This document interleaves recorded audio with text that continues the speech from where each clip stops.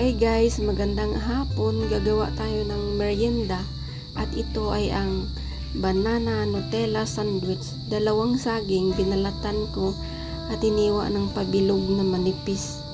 At yan ang ipalaman natin sa tinapay. At dalawang slice na gardenia bread. Nagpalaman lang ako ng Nutella or nag-spread Nutella chocolate. Ganyan lang kakapal ang chocolate na ilalagay natin. Kasi matamis na rin yung saging. Dalawang tinapay na dalawang slice. Lalagyan natin pa rin ng chocolate. At ilalagay natin ang hiniwa na saging. Dalawang hilera yan. Bale, 6 na hiwa. Ganyan lang guys.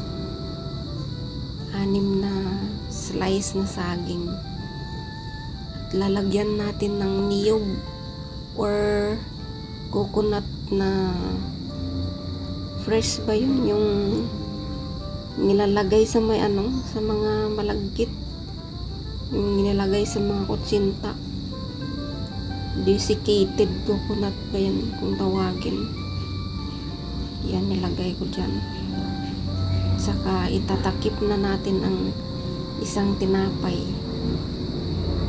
I-slice natin ng pa-triangle.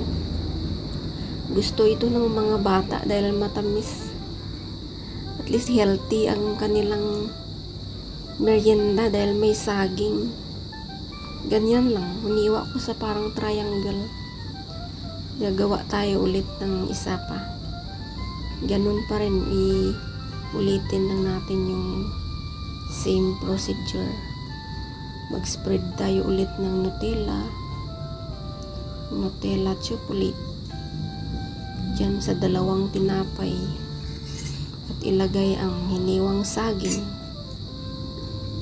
Gamit ko yung tinidor para mas madali makuha ang saging. Ganyan, 6 na piraso lang na saging. Sobra pala yung dalawang saging na nabalatan ko. Isang saging pala pwede na sa dalawang sandwich. Ganyan lang guys, kadali. Sobrang madaling gawin. Meron ka ng pang merienda sa mga anak mo. Ganyan lang, ilagay na natin sa plato.